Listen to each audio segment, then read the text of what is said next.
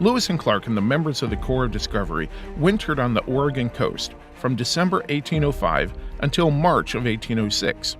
While at Fort Clatsop, they prepared their notes and maps chronicling the journey they had done over the last 2 years.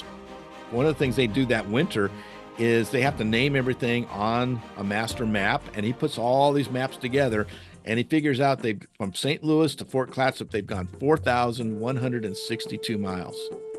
And in the end, he's only going to be off by 40 miles.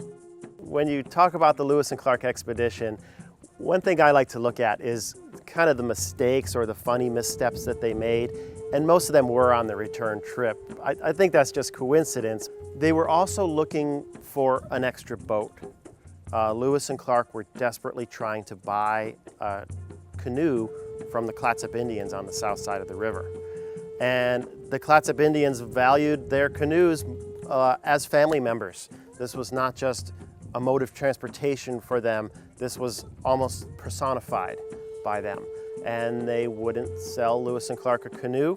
And unfortunately, Lewis and Clark stole a canoe from the Clatsop Indians just before heading back upriver. In fact, they leave too early when they leave Clatsop because they're going to get stuck again in the mountains. They're going to spend some time waiting for the snow passes to clear. The Corps of Discovery must wait for nearly a month for the snow to finally melt on the passes through the Rocky Mountains. Once the snow had melted, they are able to make their return trip through the mountains and arrive back at Traveler's Rest. On the return trip is when they split up into two parties. At Traveler's Rest, they're going to split.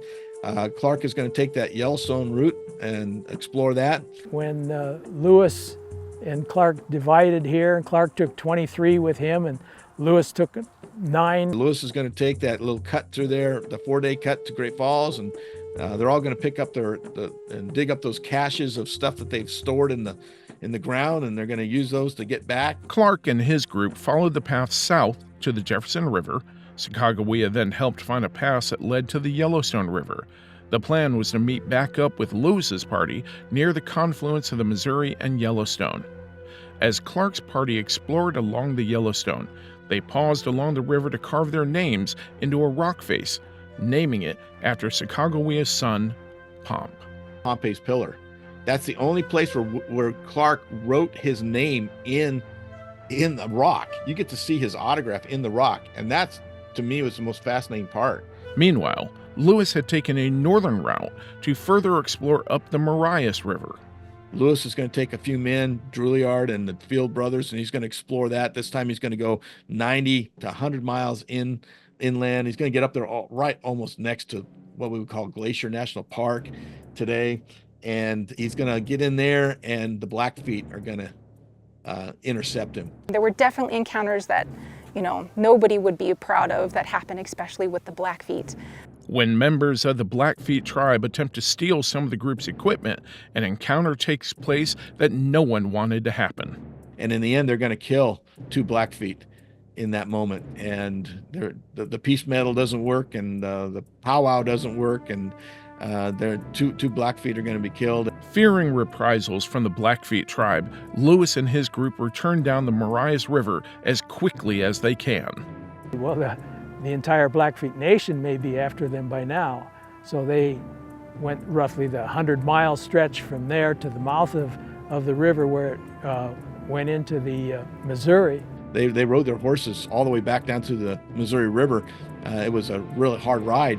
Lewis and Clark's 2 groups meet up back on the Missouri River. They continue downriver, moving much faster now, and return to the Mandan villages they had left more than a year and a half earlier. Then they dropped off a few of the people there. Charbonneau and Sacagawea and the baby were dropped off there at Mandan. They dropped him off here again, and this is the end of her story, directly connected with the expedition. John Coulter drops off at that point because he's got a better deal to do some trapping on the Yellowstone. Saying goodbye to some members of the party, the rest of the Corps of Discovery continue down the Missouri River. And they're going to head all the way back down to St. Louis, and they're going to arrive on September 14th of 1806. And it's going to be a glorious homecoming for them. It's a miracle. They thought they were all dead anyway, but here they showed up. Jefferson thinks you're alive, but everybody else thinks you're dead. But they hadn't heard from him for over a year and a half. For more information or to become involved with the Lewis and Clark Trail Alliance, visit lewisandclark.org. To learn more about Shenandoah University and the Shenandoah Center for Immersive Learning, visit su.edu/skill.